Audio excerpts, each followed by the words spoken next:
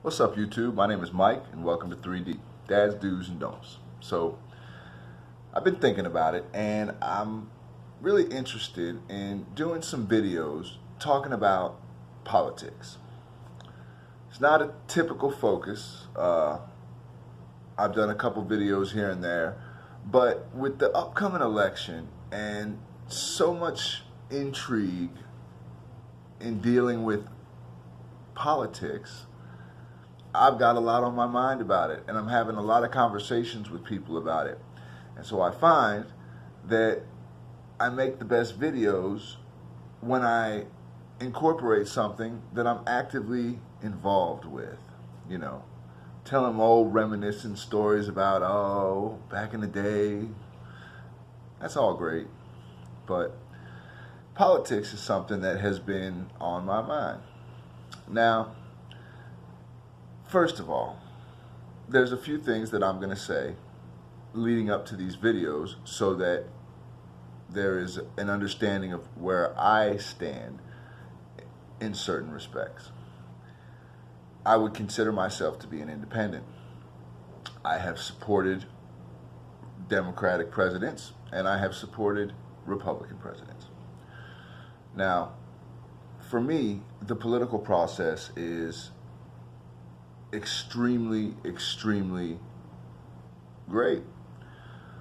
A lot of you that watch my videos will know that when I was younger, about 16, I got in some trouble and I got locked up. I did 10 years in prison. I got out when I was 27 years old. So from the time I got locked up, 18, to 27, and then for another 10 years after that, I had to fight to get my right to vote back because a convicted felon obviously doesn't have the right to vote when they're incarcerated, but then also they don't have a right. Once you serve your time and once you are, free and clear, so to speak, you still lose certain privileges that you had before you got in trouble. One of those being the right to vote. Now, a lot of convicts, a lot of people that did time, they just don't care. Either because they weren't able to participate and it's not that important to them now, or whatever reason they have. In my case, I think it's extremely important to participate, even if that participation is only on the level of being informed about what's going on in this country. The greatest experiment / project for a nation ever, in my opinion. Got some great empires that were out there. You got some awesome things that went on, throughout the course of history. But currently and throughout the course of history, I think that this right here, the American experience, is the greatest. We have, 350, something like that, million people in this country, and there's like 7-8 billion on Earth. So we are only a small percentage of the people that are able to enjoy by birthright this great experience. So I think, for me, it's important that I'm informed about what I'm experiencing. Now, to each his own. Sometimes they say what you don't know can't hurt you. Ignorance is bliss, all that stuff. Maybe that's true. But back to politics. As I said, I'm independent. I did not support Donald Trump first time around.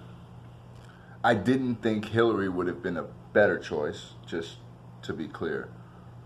So I decided not to vote at all. And that was really bothersome to me, because that was only the second presidential election that I was even ever able to vote in. And like I said, I lost those privileges and they meant something to me. So I skipped that because I thought that both choices were just not right. And I'm going to try to keep it, I'm going to try to keep it respectful. I don't want to offend anybody. You'll be offended by some of the stuff I say. There's no doubt about that. But I'll never come with the malice intent to offend. You will just take it that way, and, that just is what it is. I'll never be disrespectful. So, the voting process meant something to me. So to actually skip a an opportunity to vote for the president was a big deal. I told myself I would not do that ever again. So this time, I'm really, really, really trying to get my decision to be the best that it can be, the most informed. Donald Trump is in office. There are 20 Democrats running, most of them on a predominantly socialist campaign. That's where we start. Donald Trump hasn't gotten a fair shake since day one. Most of that is self-inflicted, but if we're just being real about it, it's been, a constant bash Trump party from day one. Unless you're Fox, and then Fox, in my opinion, goes so far the other way with it, I feel like they're trying to compensate what is taken from Trump on the left because they support Trump and they believe in Trump, and so maybe it's some sort of a moral obligation to try to even out the waters. I don't know. I used to listen to them both, CNN, Fox, pretty religiously, both sides. If it wasn't that, it's ESPN. That the TV would be on right now, but I'm doing this video. So, I stopped watching that type of stuff altogether. I stopped watching I watched it for, like I always do, going into the first few months of the Trump presidency. But then after that, it just got to the point to where, first of all, nobody is as bad as the left, that try to make Trump out. There's no way he's that bad.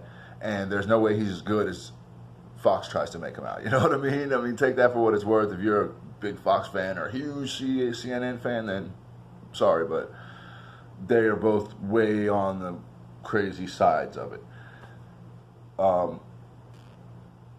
And maybe neither one of them is wrong because they're both just doing what they're doing in support of who they think, Well, really, for the Democrats, it's not really who. They don't have any clear choice in mind, which, at this point, really not supposed to. It's the primaries. We're just getting our feet wet.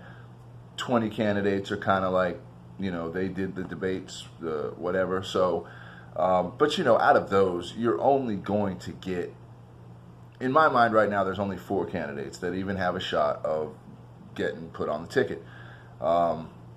So, and that's Biden, Bernie, Elizabeth Warren, and Kamala Harris. And I wouldn't have said Kamala Harris had she not had the debate that she did the second night of those first debates, because it's amazing to me how when you don't know anything about someone, then the first impression that you get of them usually carries a lot of weight in how you view them moving forward. So a lot of people, she was the most searched in Google after that for a while. So nobody, not nobody, a lot of people didn't know who she was, and she was only pulling like 3%. So she was not on the radar. The reason she was on the radar at that point, in my opinion, for the Democrats, was because she's a woman and she's black, and those are things that the Democratic Party is all about, putting forth the persona of objectivity and blah blah blah. I thought that was kind of funny that at the beginning they had 2 old white dudes that were up at the top of the polls, but still, I don't know. But other than those candidates, I don't think anybody's got a shot. Biden, I guess, is still the front runner.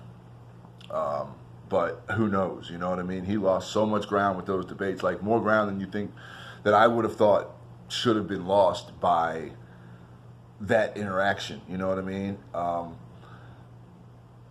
But it does show that a lot of people have not made their decision or their commitment yet. They're still willing to move back and forth to different candidates. I feel like there's a lot of Democrats out there that have already made up their mind of who they like. I like Biden. I like Elizabeth Warren. You know, this video is running long, so I'm not even going to be able to talk about the Trump side of this. I'll make another video and I'll talk about the Trump side. Really, I just wanted to, you know, compare and contrast the two different sides. We know Trump's going to be, you know, obviously the incumbent. Whoever the Democrats pick is going to run against him, and you'll have some other independent person, you know, whoever that is. But I wanted to talk about the you know, the relevance of the few that I think have the opportunity to win the ticket, the nomination, and then to talk about Trump and to kind of, like I said, compare and contrast. So we might not even actually get in depth about the Democrats right now. Like I said, I didn't realize this was going to run this long. You know, like I said, I'm pretty passionate about politics, so this will be a conversation that I'm going to make a commitment to have. If any of you have comments, thoughts, please, you know, a lot of people say, oh, let's not get political here. Let's get political. You know what I mean? Let's talk about it. Let's, you know, compare and contrast. But not disrespectfully, you know what I mean? There's really no need in that. Everybody's got a right to their belief. That's what makes this country so great. The things that, you know, we fight for as a military, the things that we hold dear in our Constitution, the things that we, you know, hold as moral standards to be, you know, the United States of America. One of those great things is the right to be able to have a different opinion. I'm not a judgy person at all. I don't really care what you think. It's your right to think that. I can respect someone's thoughts that is informed, you know, and that can have a reasonable, you know, is able to process knowledge of a situation. I don't care if we're talking about sports, politics, fishing, drag racing. I don't give a damn. I can appreciate somebody who is well informed. So I kind of lost my train of thought there. But anyway, yeah, we're going to cut it a little short as far as going into depth about them. Next, I'll go in on the Democrats, and then the next video after that, I'll go in on Trump, and, you know, we can go from there. Yeah, comments, suggestions, points of view, I want to hear them. So please drop a comment below. Video is running kind of long, 12 and a half minutes, almost 13. So I guess this video here, just tell you where I'm at. I'm right in the middle. I'm open ears. I want to hear what, you know, the candidates on the Democratic side have to say. Trump has already made a case. He is what he is. It seems like in this country you either love him or you hate him. I don't have that opinion. I can remember talking to people when he got elected, and it was so shocking that, you know, for me, I was gonna just see what happened, because, you know, it's great to think you know what's going to happen, but typically you don't know what's going to happen. And you know, my grandpa, who was a yellow dog Democrat by his own definition, which according to him was a Democrat that would vote for a yellow dog before they'd vote for a Republican. He's very liberal. I didn't realize this. It's amazing, you know, for the first 15 years of my life. I didn't realize till after I got out of prison and started holding some in-depth conversations with my grandpa that he was very liberal. I always thought him to be conservative, but either way. But he told me he served in the military for 30 years, career guy. Retired at W4 in the Army. You know, that was what he did. 3 tours in Vietnam. You know what I mean? Impeccable, awesome dude. But he said that at the end of the day, he supported whoever the president was. He might have had policy beliefs that lined up with a Democratic person, but that didn't change his responsibility and the oath that he swore to defend this country and this Constitution with his life, if need be. So I always respected that about him. I never ever, and he had some very, very, very liberal, progressive thoughts. We used to have very deep conversations about politics, and so but I never ever heard him badmouth the Republican president. I never heard him, nothing at all. Said you have to respect the office if nothing else. So that's what I started out trying to do, and we've got 2 years now of track record to go by. So like I said, next video we'll talk about the Democrats that I think are in contention. Video after that, we'll talk about Trump. That's it. I appreciate you listening. Sorry it ran a little long. God bless you. Have a great evening. And 3D, we out.